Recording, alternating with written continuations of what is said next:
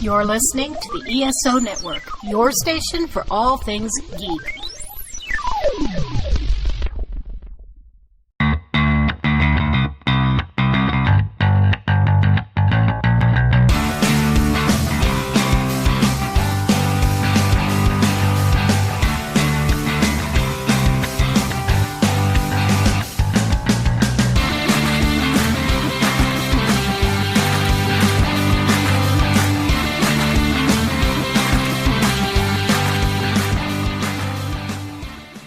Hey, music fans, welcome back to Modern Musicology. Say hello to Stephanie Seymour. Hello, everybody. And it's me, Alan. And guess Yay! what? That's all we have this week. It's just the two of us flying the boat this week. So, yeah, it's going to be a fun show. But we have a very, very special guest, someone that we had on a year ago-ish. And we're excited to have a second conversation with. Stephanie, will you do the honors? I will. We are going to talk to my friend for over 30 years, Olivia Serafini-Sauli. For those of you who haven't heard our previous episode with Olivia, she was a college radio DJ and then a club DJ in New York City for 10 years. She worked in film and TV for over 25 years. She's produced and directed content internationally for television, commercial, and nonprofit organizations, including the Sundance Channel, AMC Networks, and the History Channel. Olivia founded Via 73 Films and has produced some shorts, including the award-winning 500 Calories. She also co-executive produced 2 films internationally, and she's now making her directorial debut with the brand new feature documentary, Endless Calls for Fame, The Story of the New Rising Suns, which is basically our friends band who were super popular in the New York City indie music scene in the late 90s, and it's all about their travails, let's say. The film was picked up by Gravitas Ventures and was just released on March 14th on Apple TV, Amazon, and lots of other streaming channels. And we're here to discuss all of this and more. Please welcome Olivia. Hello, everyone. Thank you so much for having me back. It's so fun. Oh, I'm so glad that you're able to be here. The first time we interviewed you was one of my favorite shows we've ever done. And I just want to share with you really quickly before we get into the questions. That interview was almost a year ago now. And when the press started happening for your film coming out on streaming, and you were doing all of your personal appearances and the film debuts and stuff like that, the episode from a year ago got this great uptick in new listens. Mm-hmm. Like I keep my eye on like our stats and who's listening to what. And here's your episode. Just like all of a sudden it's getting all like new people were finding it. And I thought that was so exciting that people were like investigating this film and finding the interview that we did with you. And we're getting introduced to the film and to you that way. And I'm just so grateful. Oh, that's amazing. Wow, that's so cool to hear. Thank you for sharing that. Yeah. That's incredible. For anyone who didn't hear the last episode, can you just like briefly describe the premise of the film and how you decided to make a full-length documentary? Sure, absolutely. So Endless Calls for Fame as a project started about 5 years ago when Kevin McGinnis, who's the lead singer of a band that I was friends with in the 90s called the New Rising Suns, reached out to me and asked me if I had photographs from that particular period of time that we were all kind of hanging out, and they were in the throes of getting major label interest in the music that they were making. And he had found the sort of lost reels of this album from that period and wanted to try to figure out what to do with it. And I said, I'm happy to provide photographs because I think initially it was like maybe it could end up on the album art or something. And so mm-hmm. I said, of course. And I started to dig through my own archive of materials and found, boxes of tapes, these high 8 tapes that was a kind of, it was right before the sort of digital format. And they were still very analog kind of texture, but it was a smaller tape and a more portable camera that I used to carry around New York City with me in the 90s, filming everybody, including Stephanie's band, everywhere. And I had all this tape, and I said to Kevin, Kevin, I have these tapes. Why don't I make a little video for you? Why don't we do an interview and I'll make you guys a video. This sounds like a cool thing. Why not? And we did. And I have to say, after sitting down and talking to him for 3.5 hours, Mm. I kind of realized, wait a minute, this is much bigger than a little video. And I embarked on this journey to tell their story. And it was really one of these things where you have no idea what's going to happen when you start it. Yeah. And I just persevered and I kept following it and I stuck to it, even though the pandemic came in and a lot of things, happened, but I finished it and, Yeah. now it's out in the world. So It is. It's gone through some changes since we were first able to screen it. And I know one of the significant changes was adding a tag to the beginning of the film, basically showing that old high-8 footage that you're talking about. How did that change come about, and why was it so helpful for you getting that deal with Gravitas? Yeah, that's a great question. I think when you make films, it's really helpful, and in anything you do, I know that, in any creative process, to get feedback from peers and to help you shape it. So we had gotten feedback on the film in different stages of it, but around a year ago, when it came time to actually saying, well, how do we distribute this? What do we actually do? How do I get this out there? Yeah. I had some very constructive conversations with kind of industry colleagues who are really seasoned in understanding, the market and the world, and just very thoughtful people.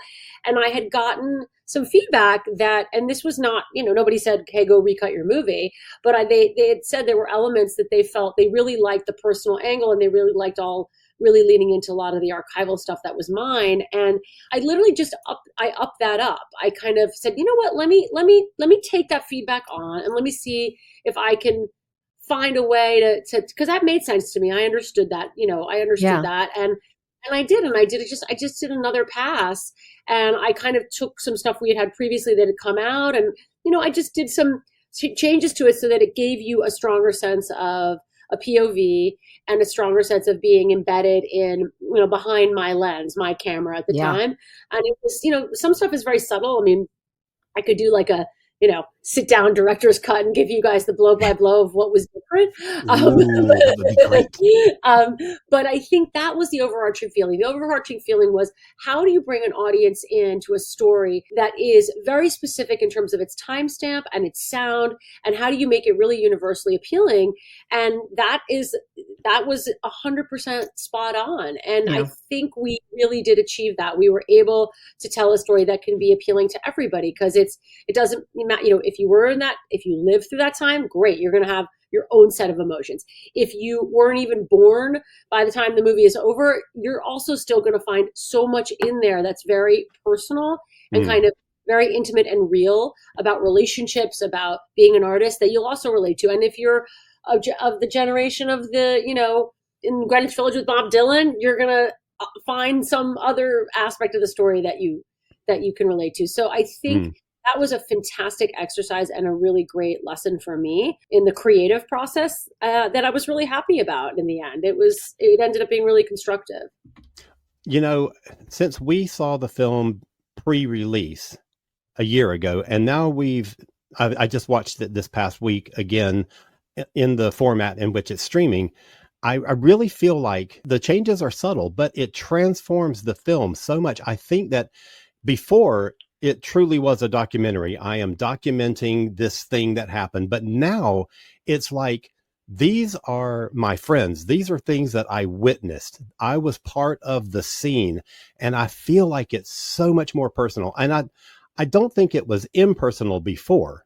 I think that stuff came across. I just think now it's a little more emphasized, and it gives it a little bit more warmth. That makes total sense, actually. And that was exactly the feedback that I was getting. And I understand that people like to hear people's stories because it's a wonderful door inside into why am I watching this? Oh, wow. Well, you were actually there. You saw that. Wow, that's cool. And that had been, by the way, something that I had gotten. There was a really funny, wonderful dynamic between my amazing editor, Gabby Torres, and I, where she would have this, it was hilarious. I mean, she would keep putting me in the movie more. She would do a cut of something, and I'd be like, no, I can't. And I'd take myself out, and I'd send it back, and she'd be like, okay, a little more. And so it was like a battle between the two of us. And, ultimately her instinct was correct. Yeah, And yeah. so I kind of, went back into that, leaned into that gut feeling of hers that was really spot on. So it was fascinating to go through it. And I got through my own kind of self-consciousness about it. Well, I was going to say, because you also have the voiceover that you sort of added, and that also moves it along. I feel like, especially in terms of like when it was jumping in time, like now we're 20 years later or whatever. I mean, I thought that was a really good touch as well. Yeah, I felt I needed that. I felt like it was, it's a film that has so many great narrators, but in a weird way, you still needed that thread all the way through. Yes. It was nice that it was your voice too, Yeah, I felt that. I felt I needed that as well. So that was really interesting. I mean, look, this is a really fascinating process. I mean, even in anybody's work, you're editing, you're rewriting, you're tweaking things until you get it. And I think, getting people's feedback can be really helpful sometimes. And that's kind of part of the journey, that's part of the process. Was there a part of the story that you felt like, I really want to tell this aspect, or this, this moment should be represented, but you don't have film? Were there moments that you wanted the film to show, but you didn't have a way of showing it? That's such a great question, Alan. I have to think about that for a second. Well, I mean, I guess there is one really pragmatic one, is that the guys had a camera that they had taken on tour. And there was all this tour footage of their tour when they opened for Iggy Pop, when they were touring with Manic Street Preachers. They had this camera, they had tons of footage, and the camera was lost. Oh, and all of that, Kevin and had told me that story. Yeah, and they don't really know. I mean, I don't really remember exactly what happened, but so there was this lost archive, 100%. I mean, that would have been incredible if we had had that.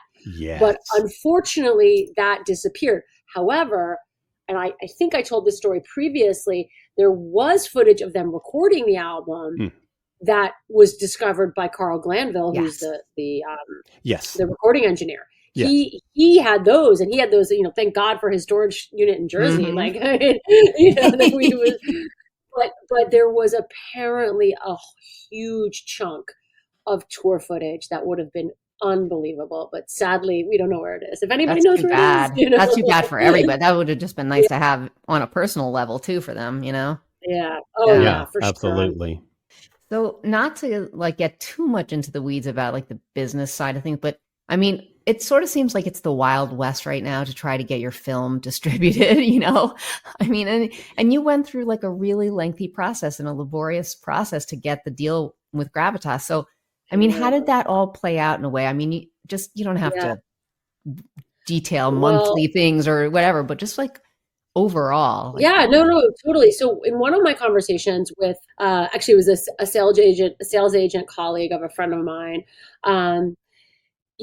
they had talked about there's certain distribution companies that are kind of the indie distribution companies right now. And there's a small handful of them, and they're really fantastic. And, they have great slates of movies, and some of them you probably have heard, like Oscilloscope is one of them. That's was Alex company. Gravitas is one of them. Giant. They're a couple of really great ones. I'm naming.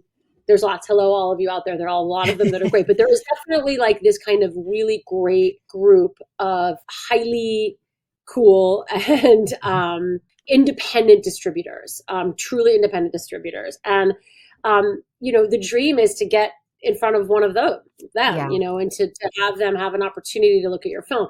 That's very hard. It's very hard to kind of break through that. I mean, and Gravitas was on that list. And it just ended up being that through my stepbrother had a friend who had a couple of films distributed with them, and he had an amazing experience.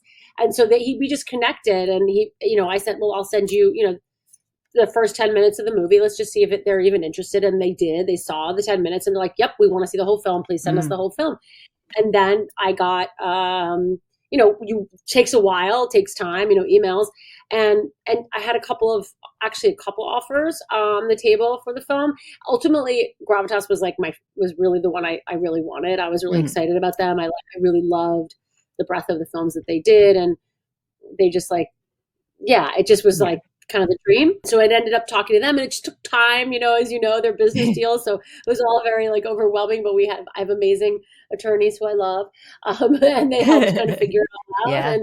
And then once you actually lock in the deal, then and again, I don't get too much in the weeds, but you then have to then submit all the material with the film to them. And that's a process, by the way, because you have to get all the paperwork. You have to double check that all the clearances are done. You have to check, everything has to be to their specifications. And that's quite laborious. Wow. It takes some time. We had to go through that whole process again. And that was that was a lot of work, but I kind of got everybody together. And was a lot of that getting the music rights and stuff, or like the licensing, I guess, for the music? Yeah, you have to, for the music, you basically have to upgrade the licenses to whatever they want. So I had a North American deal with them. So that was, music, Lisa, our amazing music supervisor, had to, you could basically say, okay, here's what the distribution wants. And they were like, all right, the labels is this is what it's going to be. And so we then had to just upgrade all the licenses across the board. And that's a lot of paperwork and time. And just, everybody was super supportive, which is really great. We just had a great music supervisor and just very supportive artists, really got a lot of love for the project. So I was really happy about that. That's a very good question, Stephanie, because there is a lot of music in this film, and not just music from the band. There's all the past bands that the guys were in. There's all these other bands that are in that scene and that were shaping the scene, like Nirvana and bands like that. So I can't even imagine what a hurdle it must have been to wrangle all those different rights for that many different songs. Yeah, it was a lot. It was a long process, but again, Lisa Brigantino, she's the bomb. She's just great. I mean, she's a musician and an incredible music supervisor, and has great relationships with the labels. And so she was just helping me get this whole thing to go. And I just got a lot of love from the labels. I mean, we were dealing with some labels in the UK, and they were amazing. They're like, yeah, it sounds cool, So it was really about that. It was really about the support that we got across the board. And it's a decision. Clearing music is also well, if they're up for it, if they want to do it, there's a little bit of that, which I probably think you probably would imagine, right? Right. The band the band could pass. They could be like, nah, we don't want to be in that movie. But everybody did, which was great. Right. Wow. No, so I was lucky. I mean, you were doing everything by yourself for so long. Well, not you. I mean, your team, you and your team, right? Now, how does it feel to have sort of this publicity machine behind you in this? It must feel great. I don't have to do everything now, I mean, it's so fun. It's really crazy. Yeah. I mean, it's been such an adventure. It's super nerve-wracking, by the way, when you're just starting to get things reviews are coming in and people are starting to give you feedback on you just have to decide okay, there are going to be aspects of the film people hate. You're going to get, this is the world we live in right now. But so far it's been so positive and it has.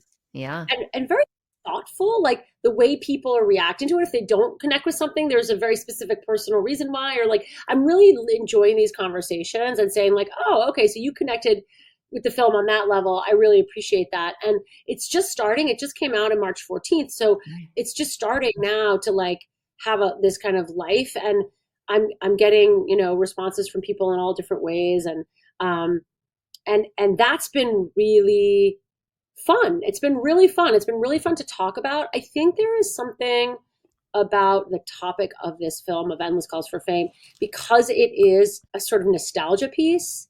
It's bringing us back to a very specific time. It's a rock doc. It's really a safe space. It's a nice, warm, fuzzy thing to go back to. So when people's lives are hectic and crazy and a lot of things are going on around you in the world, and you're feeling whatever, stressed or whatever it is, you can just kind of sit down and take a little time machine trip back to a different era. And there's something oddly comforting about that. And I think that's why I think a lot of people are reacting so positively to it. Yeah, I mean, I think Al and I I don't were know if that makes talking sense. about before, like, and Rob too. We were all saying like it's not just a movie about a band. I mean, it's a movie about a time. It's a movie about a scene. A lot of people can relate, and it's a movie about interpersonal relationships. So everyone Mhm. has, something they can relate to. Well, yeah, and that's what's really interesting. And every person I'm talking to, including the journalists I've met, have all had very different reactions. And I did one live interview, which I love, where people were. I was getting live questions, and I loved everybody was asking me all these cool things, and everyone was bringing their own like I reference saw that. points, That and was great. Yeah. so fun. I love that. That was really cool, and I love how everybody's kind of bringing something new to this. And I think again, in a landscape where it is very hard to sell a movie, it is very hard to make a movie. I just feel like I I hope people will see this movie and go out and make their own movies and don't give up. Don't give up. Just whatever you do, you can make it happen. I mean, this was an easy. The reason I could make this movie was because I owned most of the footage. So of course that is the easy in for me because archival films are so expensive, and so much of the archive was mine, or it was Susie's, Yep. Paige, another friend of Yeah. ours, or it was Stephanie's, or it was people brought they gave me pictures. So I had a really, really great place to start. But I'm really encouraging people to keep making stuff in whatever way we can, Yeah. that's my takeaway, I want to go back to that point that you just made about this being a nostalgia piece, going back to that 90s period. I also want to say that, yes, it is that, but I think this is also incredibly timeless. This is the struggle, everybody has had that thing in their life where they wanted to be something that they didn't achieve. And, for a lot of us who were of a certain age at that time, and particularly those of us who are musicians, it was being a rock star. You can identify with this story because it's not the Motley Crue story where they went through this same path, but they made it and they broke Right. big. These are the guys that didn't make it. And you just, man, the struggle and everything that they go through just pulls you along. You're so right, Alan, Yeah. because that's like 99% of the people who are musicians. You know what I mean? Exactly. Well, Exactly. it's so interesting because one of the people I've been in this journey of doing all the press for it asked me, well, why make a movie about this unknown band? I'm like, that was the Right. point.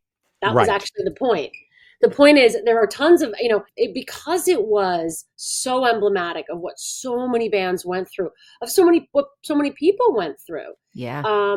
It's really, it happened so much back then and it still happens. Oh, I mean, I heard an incredible podcast maybe it was a month ago about the Prince documentary that Oh, yeah. apparently is a masterpiece Yeah. of filmmaking that will never be seen. Yeah.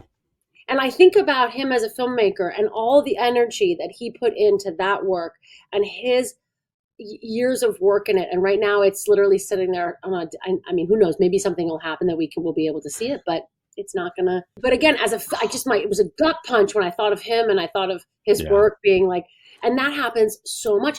Think about it. It happens all the time. People write amazing scripts. It goes all the way through development and then it ends up in a shelf in the Universal, I have a few Studios friends are in that closet. position. Yep.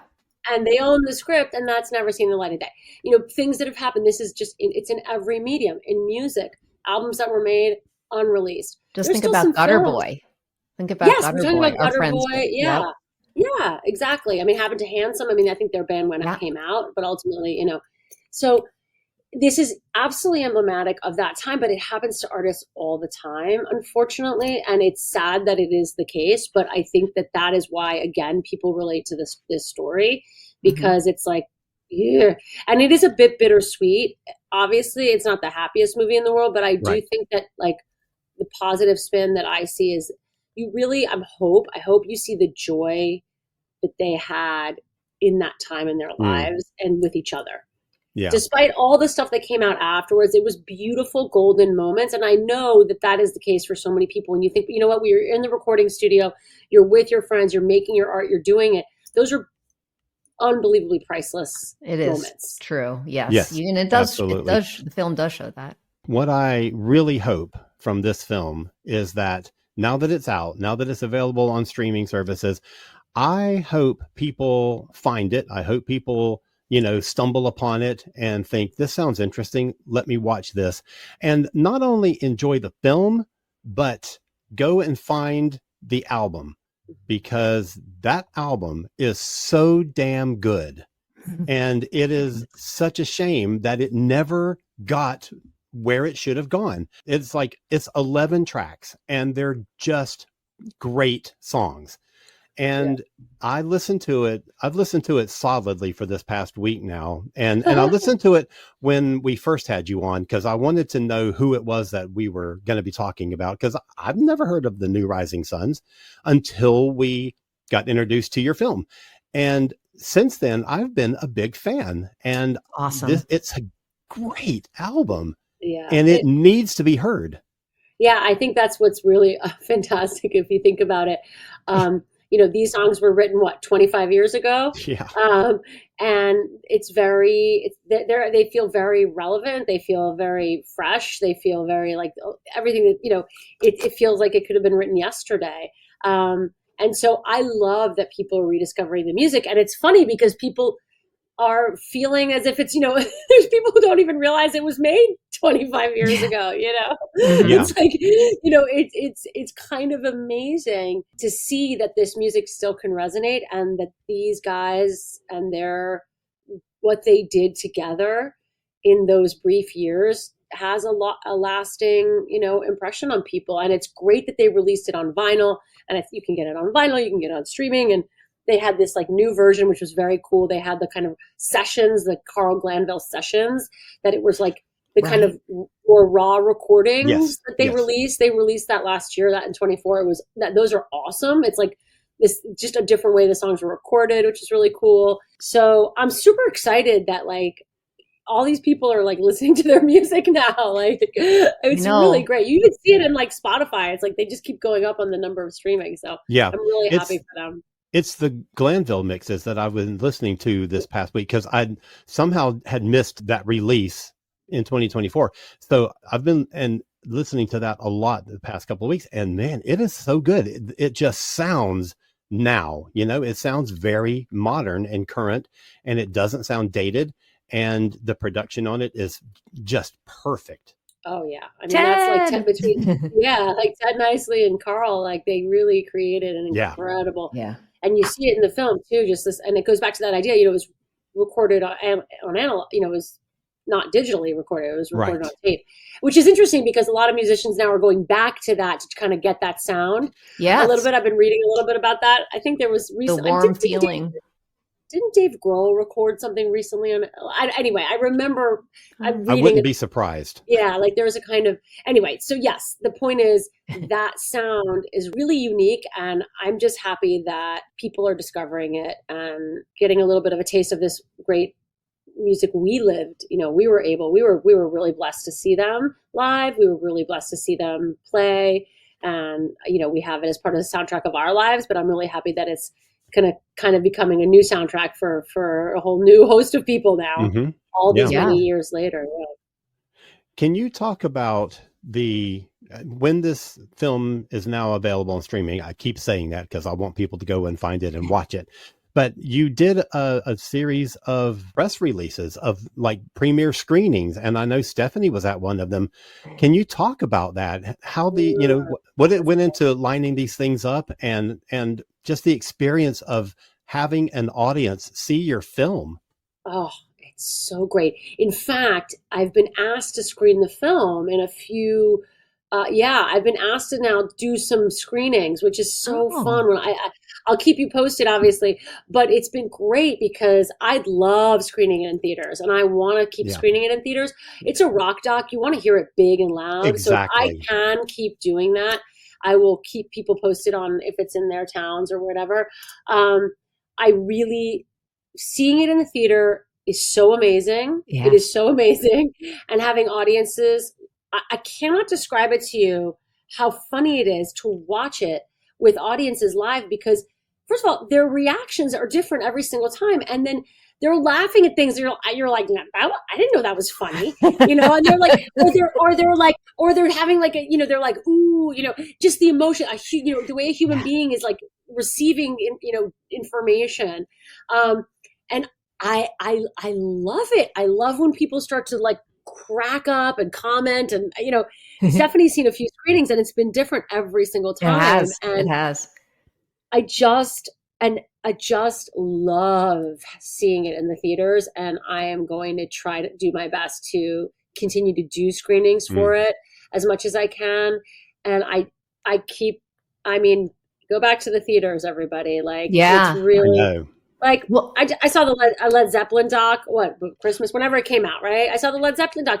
I'm not seeing it in my house. I went to the theater. I went to the biggest possible theater I could that had the loudest, largest stereo. You know, I wanted like, it's Zeppelin. Like, it needs to be like IMAX. You know what I mean? Like, it's just, especially music films. Music films are so key to being in a theater. Yeah. So anytime you have an opportunity to see a music doc in the theater, do it. That's my recommendation. But yeah, so we're going to continue to try to have it screened in the theater along with obviously the streaming. And P.S., people have such great streaming things in their house now. People have probably better streaming systems in some movie theaters and sound systems. So I'm sure they're getting that feeling. Yeah, but there's an experience to seeing it in a group. You know, to witnessing it with a group of other people who are there to see the same thing, who enjoy the same stuff you do. And it's this communal feel that you don't get sitting in your living room. That's right. Totally. You guys probably watched the Oscars that happened a few months ago or whatever. And, you know, and there was like this kind of, everybody was talking about going back into the theater, right? I mean, it's sort of, they're just saying, go back in the theater, go see movies in the theater again. And I love that. And I hope that, you know, we continue to do that. It's like saying to your friends, go see your friends' live bands, go see as many bands and live shows as you can. That's right. Talk about, because the film was at the Village East Theater. That's where the premiere was. And say why to you that is such a special place. Yeah, that was great. Village East was awesome. It's, you know, it's this iconic East Village movie theater on 2nd Avenue, and it's been around for was it like ever 100 years or something crazy? I mean, it's this beautiful sort of, you know, it's a really like incredibly important New York landmark, and it is on 2nd Avenue, and it is literally where this entire huge portion of the story of the film took place.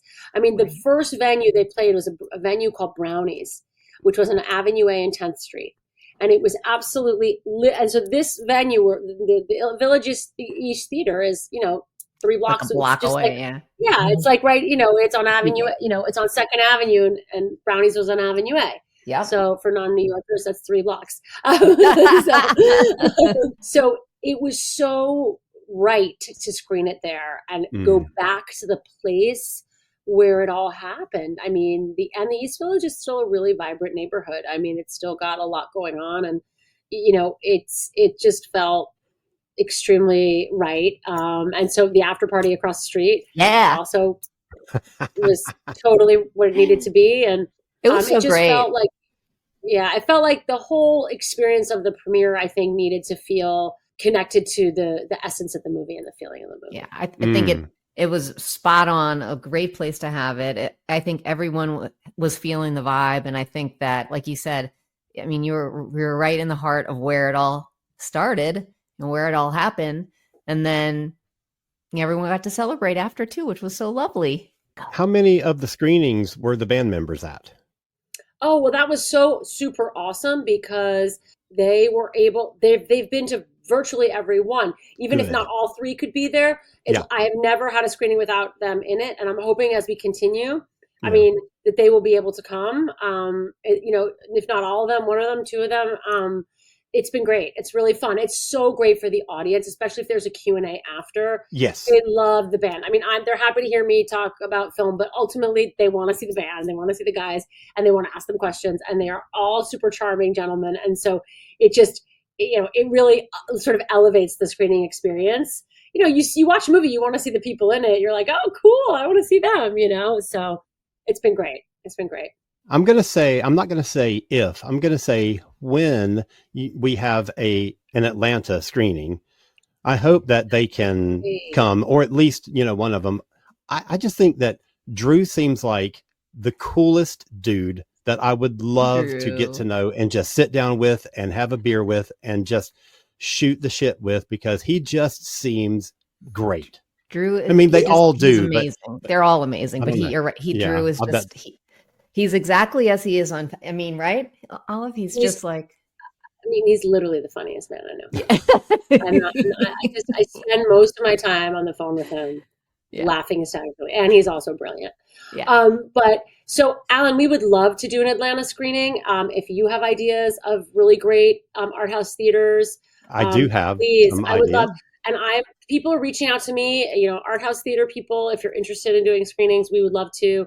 It's great for community. It's just been really awesome, this whole journey. So we would love to do Atlanta. I have never been to Atlanta, and I would love to come. What? I've only been to the airport, which does not count. Fix that. Does not count. Yeah, so yes, I know. And oh my God. And I've been to Athens, Georgia. But I don't know if I connected in. It was for a music show, actually. I was doing an interview down there. But so yes, so I would love to come down there. I know there's a massively cool music scene. It's just incredibly vibrant. And there are a bunch of cities that I think would be really cool to show the movie in. So yeah, I'm open. People can come talk to me. Right. Is this something that you set up yourself, or is like Gravitas and the public, do they help you do this? Like, what if you want to do like a tour of art houses and stuff like that?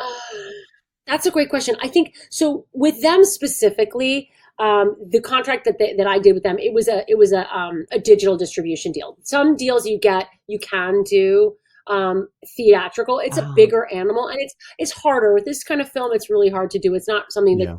So what I've seen mostly is like doing that more just kind of through friends. It's kind of a much more grassroots DIY way of doing it, I'm seeing, and that's sort of fine. And obviously we keep them in the loop when things are happening, but I think that's kind of sort of how I've seen it now. For international distribution, we're just trying to figure that piece out. We don't know yet. Mm-hmm. That's a different story, what we get over there. Usually for international, it's digital too, because it's going to be hard, unless for some reason somebody in London wants me to do a screening, which maybe they do. But so it's a little bit organic, like in terms of anything theatrical, they're looped into it. But this particular deal doesn't include the arm of the theatrical distribution, which is a different animal. So like, again, some films get both the theatrical piece and the digital piece.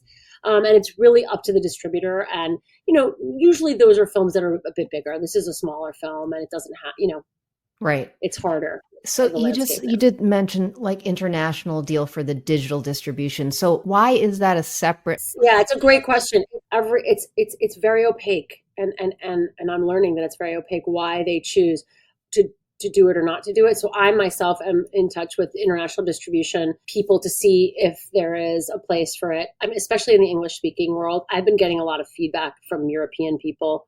I'm getting a lot of like, hey, why can't I see your movie? Hey, why can't I see your movie? So there's conversations being had to try to figure out, well, what does that look like and what would make sense for it? So is this because maybe music rights and stuff like that, or is it nothing to do with that? No, it's actually not to do with that. It's up to the discretion of the distributor, whether they choose to do a film all out. It's also sometimes sometimes filmmakers come with a deal already, If you sometimes could actually already have international, and so that you only need North American, or you come with North American, you only need international. It's very, and again, it's constantly changing. I'm learning a ton myself because it's very new and kind of nuanced, and it's been an education for me as well. So we'll see. I'm so impressed that like all this has happened in a year, and it's such a learning curve, but you've done it.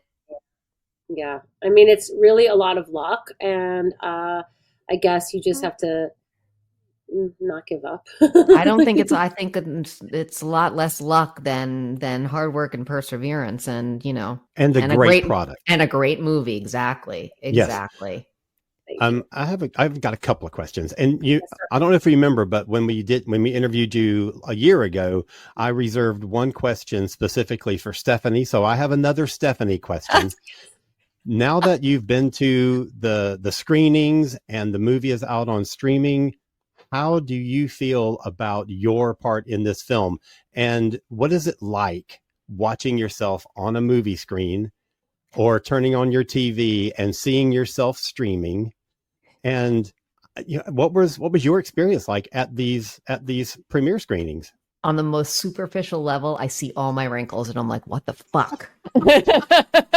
I don't. I still see a beautiful, beautiful face. Oh, thanks. No, You look amazing. Oh, Yes. thanks. Well, I don't really have a big part in it. Wouldn't say, but I'm glad, Olivia, that you picked me to sort of have a voice in it, because I feel like it was a weird position for me to be in at that time. I was friends with them before they even got signed, right? We were all just friends. And then they got signed to the label that I worked at. So it was a very odd position to be in. Not when everything was going well, it was when everything was falling apart. Mhm. And I mean, I felt terrible. I mean, I know David did too. I mean, they're our friends, and we had I was just doing promotion, so I didn't have any behind the scenes dealings with it. So it was just an odd position to be in. It wasn't not that they ever said anything, or it was never changed our relationship, but I just, it was just a strange situation. But anyway, so that was part of it. So I'm glad I got to sort of speak to that a little bit, I guess, and just that this wasn't the only situation, certainly, that this has ever happened in. And, as you were saying, so many bands are in that position, right? No, it's really, and then just to see yourself on TV, hey, who doesn't like that? Yeah. Right. Right.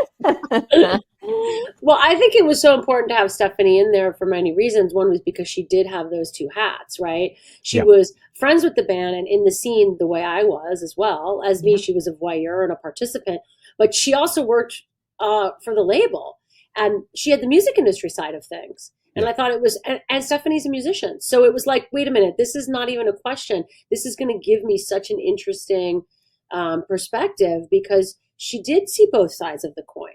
She had friends who went through it herself, as we were talking about, right? You had so many friends.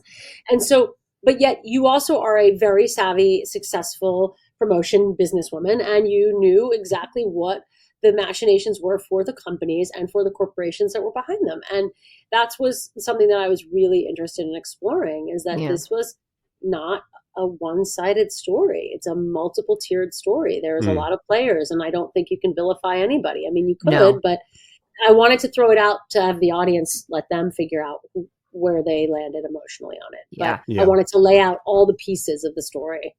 Well, that's a good point, and I think we did mention this last time. It's like there are so many pieces to that puzzle, and there is not one villain. There's no villain. There's a lot of circumstance. There's a lot of internal stuff at the band too, right? As there always is with bands. And it was unfortunate in a huge way, because this is these people's lives, But I think you did a great job in showing all the pieces and just what happened. Yeah, agreed. Yeah, it was very important to me, and I know it was very emotional for David too. Yeah. Who's the A&R guy in the film. Yeah. And I cannot stress enough. I mean, you see it in the film. I mean, he is a very successful A&R person in the music industry to this day.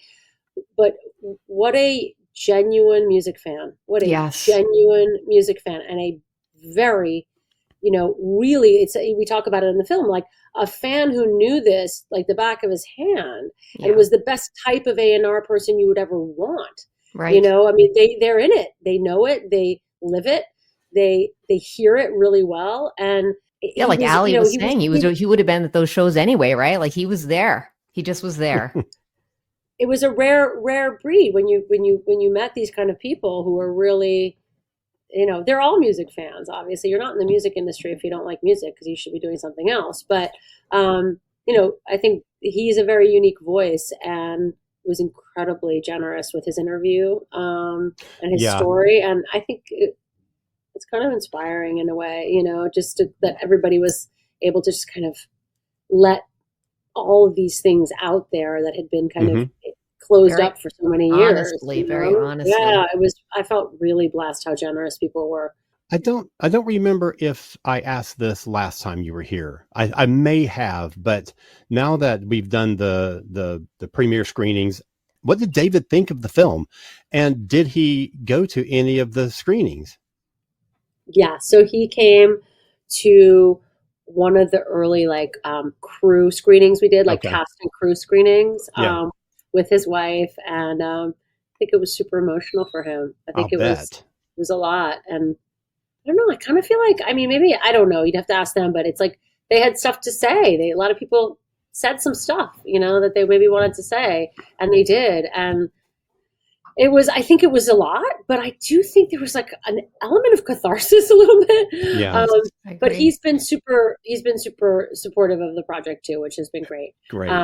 He wasn't able to come to the last one, but because I think he was actually away. But yeah, everybody's been able to like participate, which has been great. Again, I'm not going to say if, I'm going to say when we have an Atlanta screening. Stephanie, Yeah. I expect you to come down for it. Okay. For It'll be a a number long of reasons. drive. One, well, yeah, or maybe we'll figure out a way to fly you. I don't know. We'll see.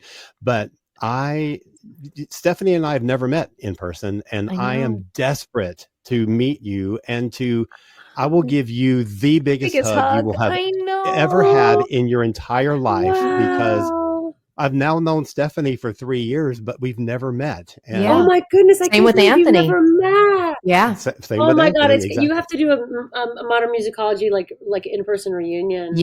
I'll Yeah. film. I'll film it for you. We'll do a whole like little mini, Documentary. Yeah. And I haven't seen Rob in person in years also. So yeah. Yeah.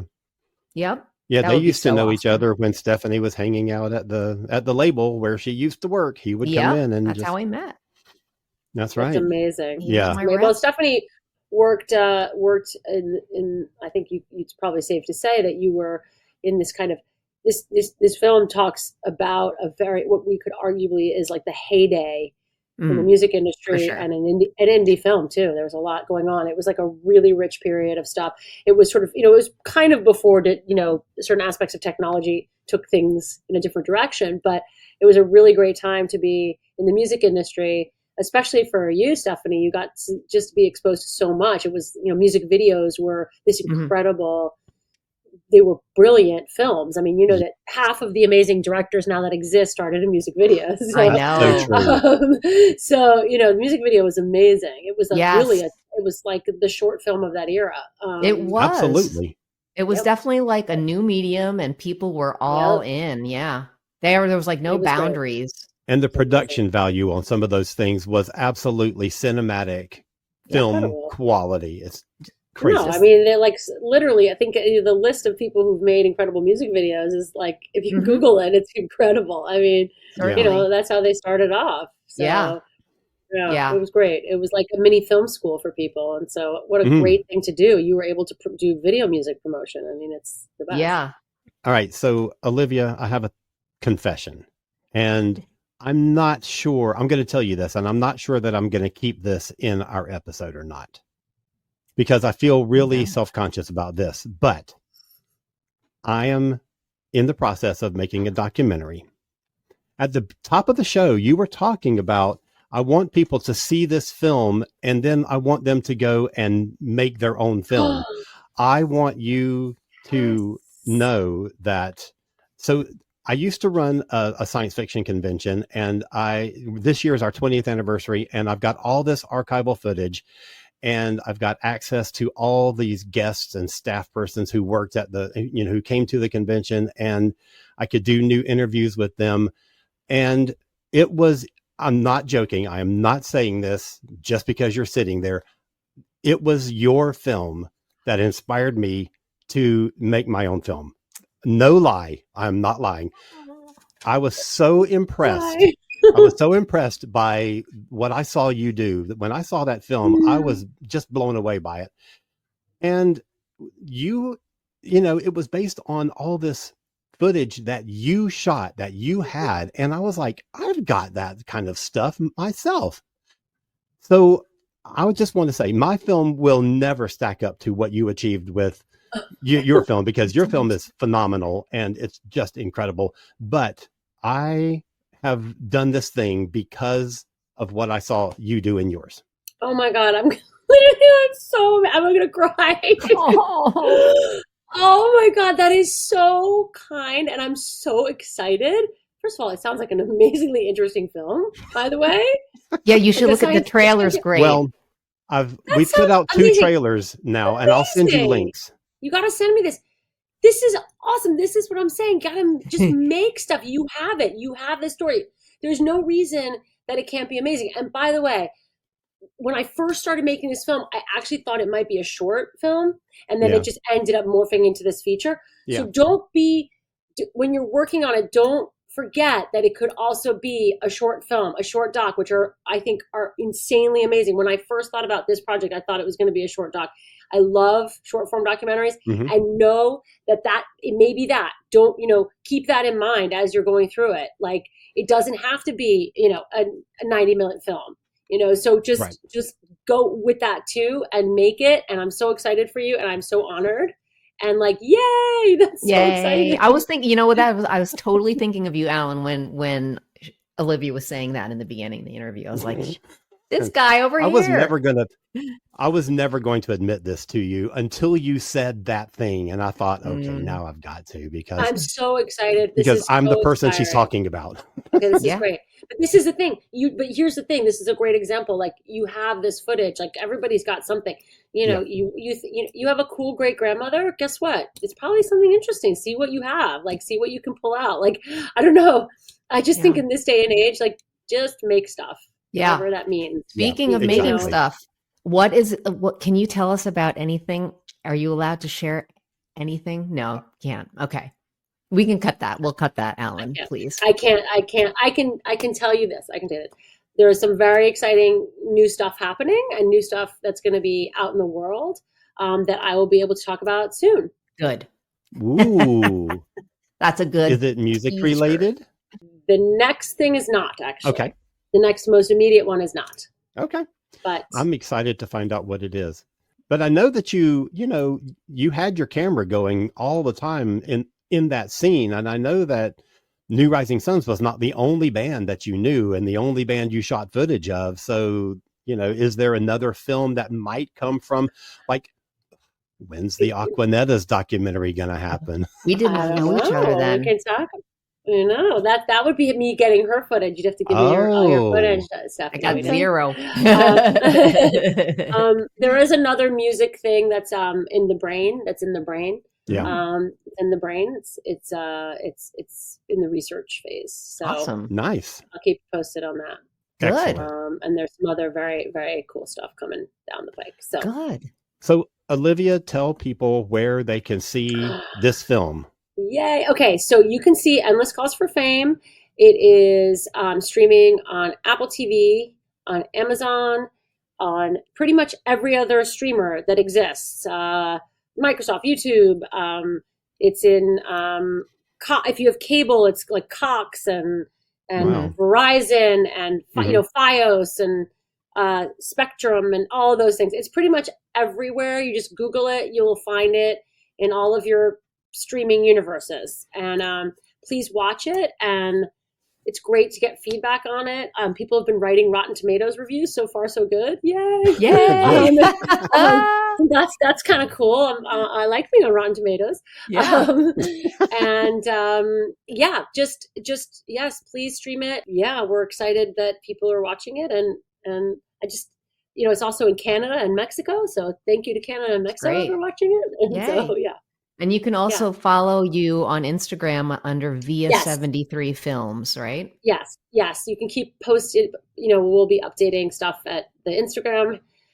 Probably the best is Instagram. It's going to be the most updated kind of announcements of what's happening with the film, and just reminding people. And again, it's pretty much word of mouth. People are watching it word of mouth. People go obviously through Gravitas and through their website as well. So it's it's out there. Olivia, thank you so much for joining us Thanks, dude. again and for Yeah. catching us up on this journey that you and this film have been on for the past year. I tell you, I love this movie so much. I And do too. I'm I hope so glad that people are able to see it and that it's getting out there and people have their eyes on it. And, I'm excited that you might be doing screenings around the country. I think it's going to be a Hopefully. great thing.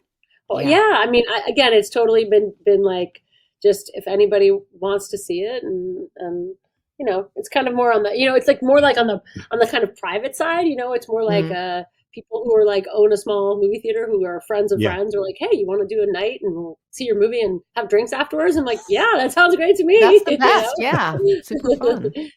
Thank you Well, so thank you so much much. for Thank you being so much here. for having me. Thank you so much. Everyone go watch Endless Calls for Fame. All right, we're going to take a quick break. We'll be right back after the ad, and we got a little bit more to do in our episode, so don't go anywhere.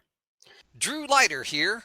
Wish you could keep up on DC Comics but don't have the time or the money? Not a problem. Join Cletus Jacobs and I as we bring you recaps and commentary on DC Comics, television, movies, and more, whether they are good or not. The Earth Station DCU podcast comes out weekly and is part of the ESO network. Wow, what a great interview that was. Oh my gosh. Man, I just adore her. She is I so know. amazing. She's wonderful. It's just, it's a fascinating film and she did, Yeah. I'm so proud of her. It's just like her and the whole crew, just everybody. It's just overall, it's great. Great job. Everyone needs to Yeah. see that movie. Absolutely. Endless Calls for Fame. Everybody go check it out on streaming. Now, Stephanie, we have some very sad business that we have to get to Ugh. because this past week, Clem Burke, who was the drummer in Blondie from early on and throughout their entire career, passed away. And that just Sorry. broke my heart. It's so horrible.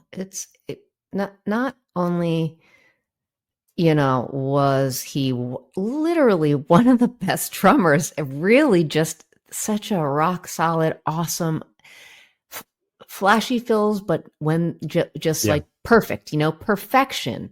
Yes. But just also a super nice person. I don't, I played in a band with him, right? Or no? Do you know that? Well, you said that when we got the news, but no, I don't Okay. know anything about this. So I would love to hear that story. Well, it was actually Debbie Schwartz, the old singer for the Aquanettas, my old band. I was the drummer. Yeah.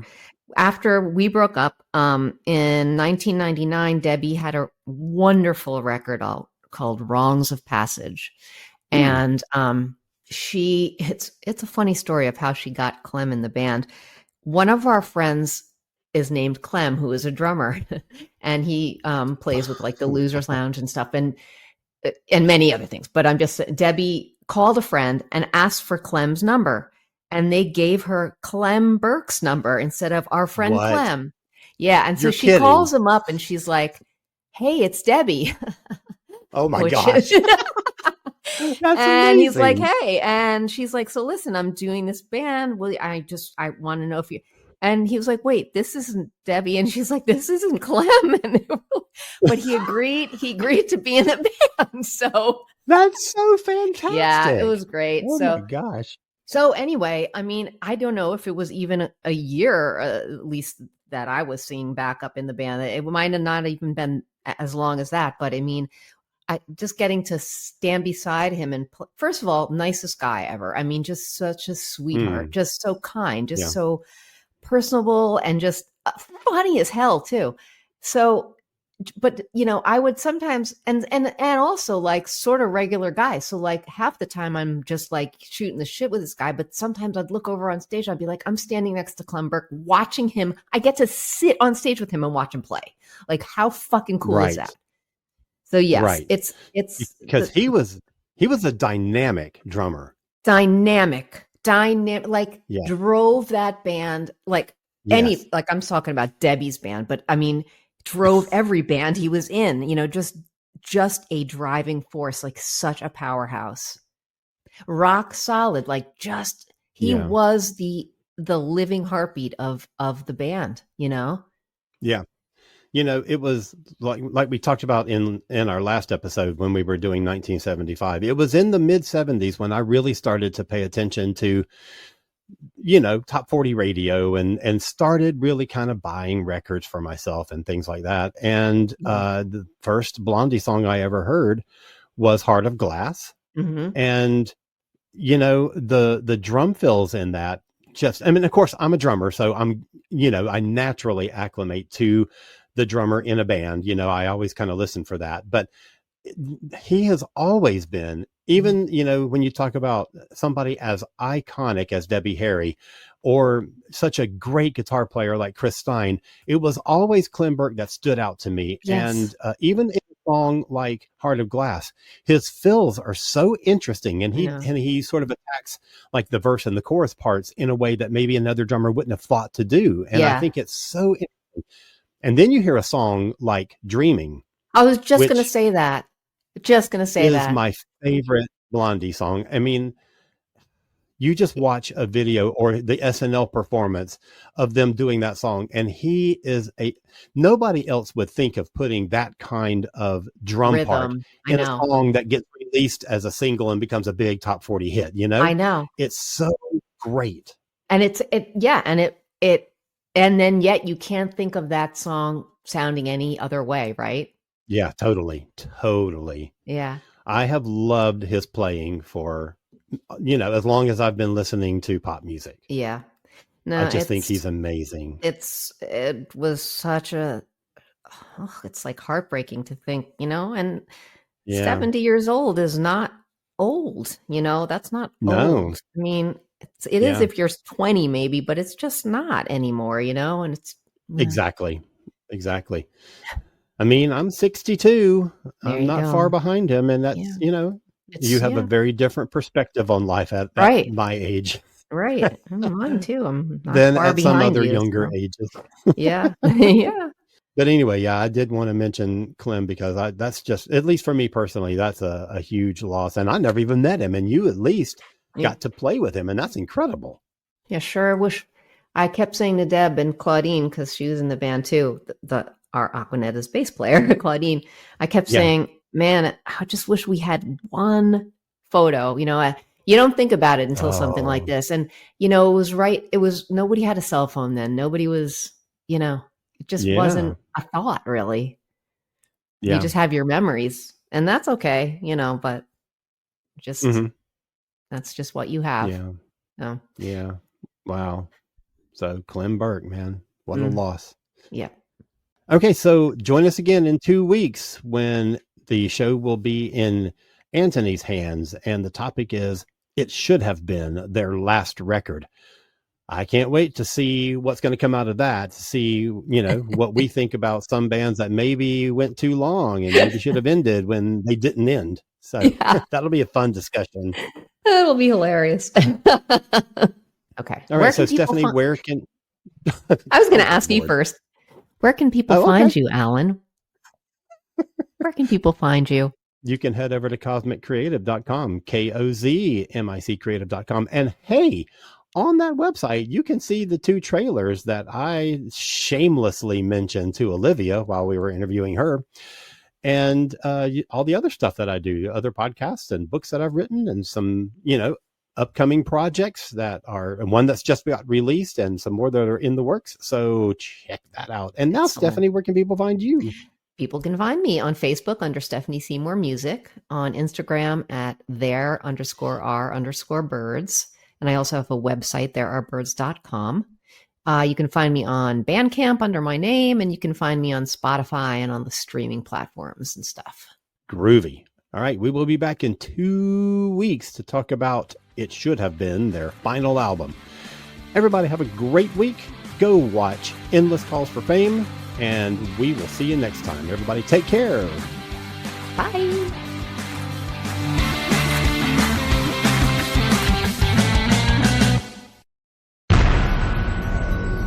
This has been a broadcast of the ESO Network. Be part of the crew and help support our shows by donating to our ESO Patreon or by shopping at the TeePublic store, which can all be found at www.esonetwork.com. The ESO Network, your station for all things geek.